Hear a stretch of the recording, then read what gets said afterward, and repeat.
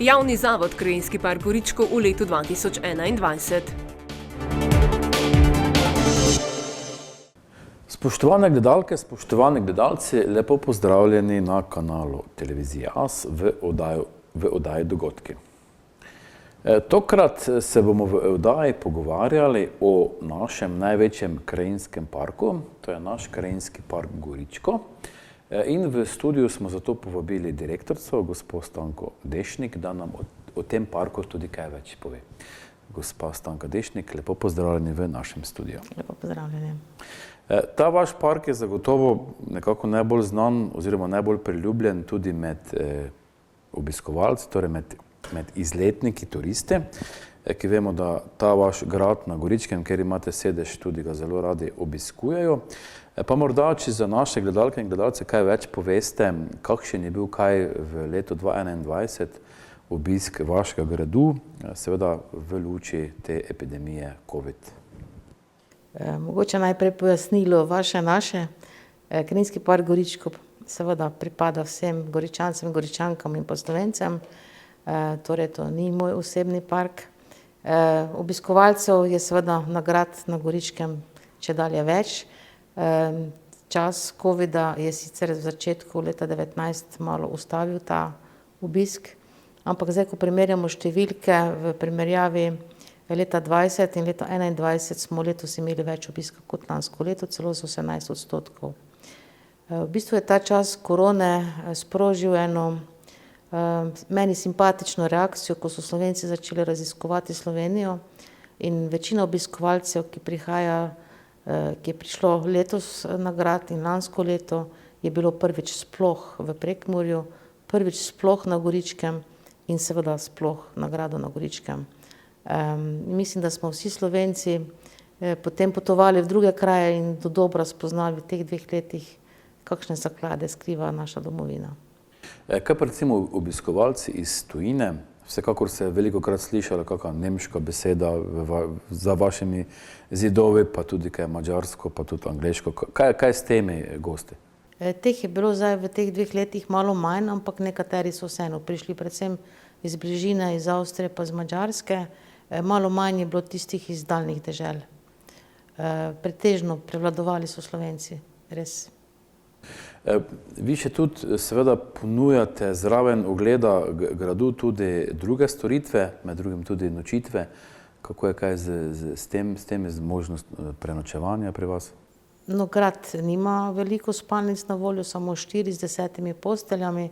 Te 2 leti so bile zelo dobro zasedene naše nočitvene kapacitete, predvsem na račun turističnih bonov in pa tudi na to, verjetno tudi zaradi tega, ker so Slovenci manj potovali izven meja domovine in so pač preskusili tudi to bivanje v gradu. Večina odzivov je bila pozitivnih, čeprav v gradu vsega ne nudimo.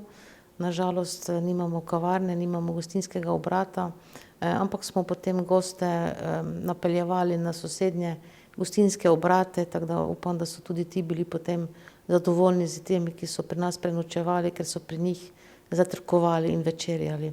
V letošnjem letu je bilo nekje čez 500 ljudi, ki je prenočilo v naših spalnicah oziroma v grajskih spalnicah, seveda tudi več noči, ne samo po eno noč, tako da smo imeli grad zelo dobro zaseden.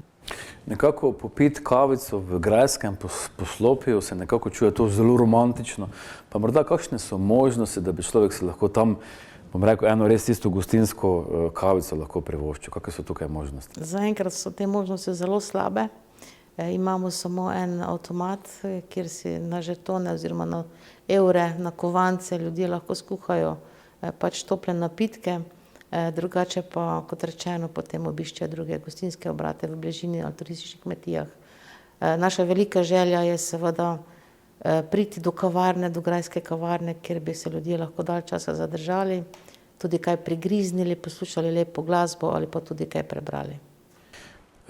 Letos je nekako vlada potrdila vaš načrt upravljanja, to se pravi okrog tega se vleče že dolga jara kača. Pa morda, kaj so tisti glavni poudarki tega načrta upravljanja?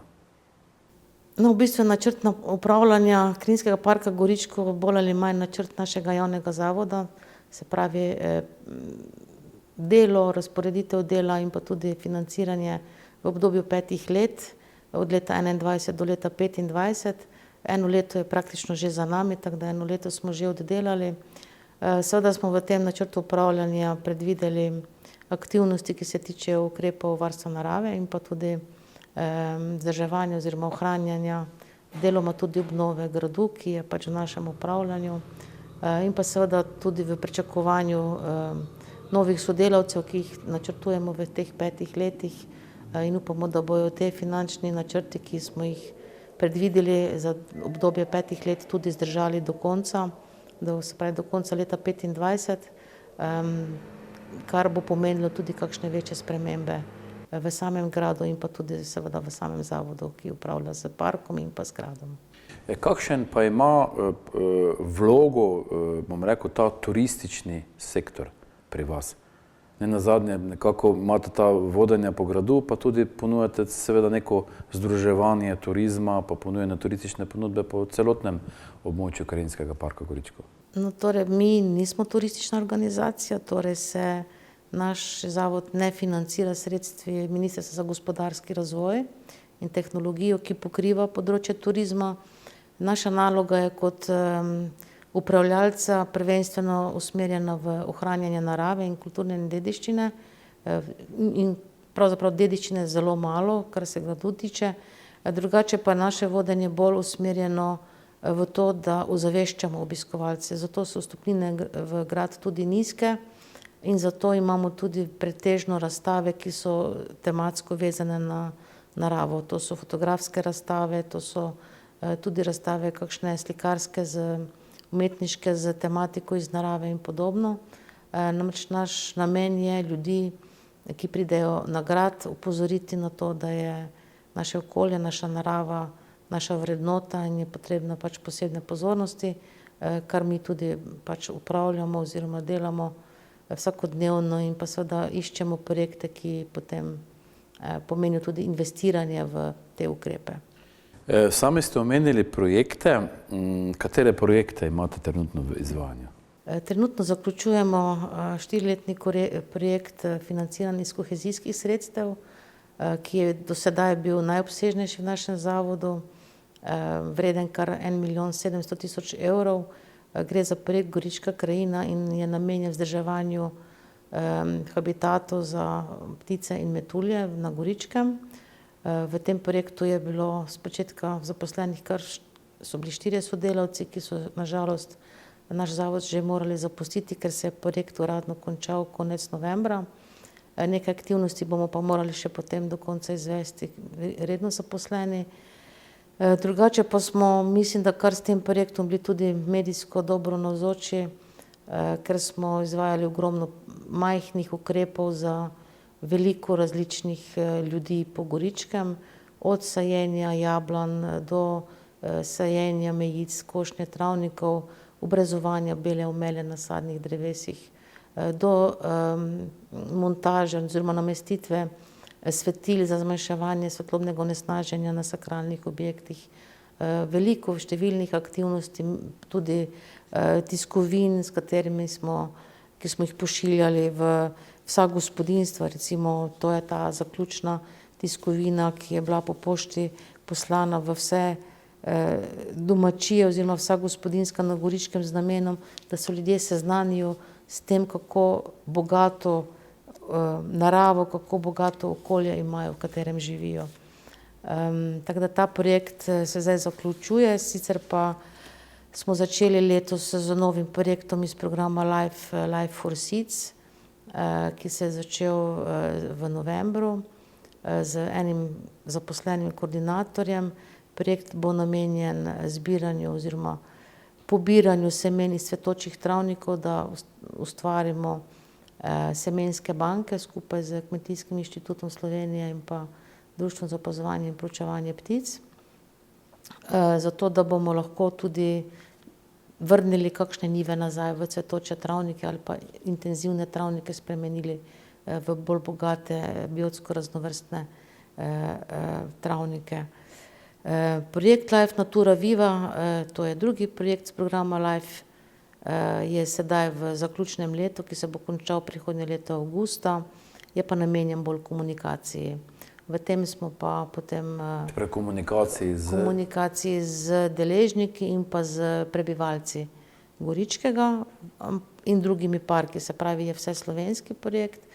V tem projektu smo naredili kar nekaj tudi, se pravi, publikacij in pa razstave, to so Magična narava in pa razstava o biotski raznovrstnosti v Sloveniji, ki je bila postavljena v parku. Ta hip je pred Expanujem v Murski Soboti in potuje po Sloveniji. Pripravljamo drugo razstavo, ki bo pa pokazala velike fotografije, velikega formata iz Krajinskega parka Goričko in bo potovala potem spet po Sloveniji.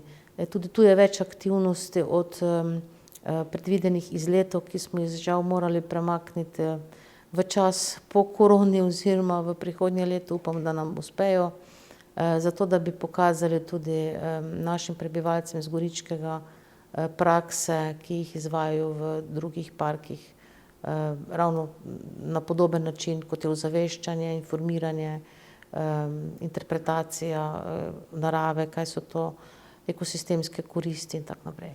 Menite, da se ljudje na območju Krajinskega parka Goričko zavedajo, v kakšnem prostoru živijo?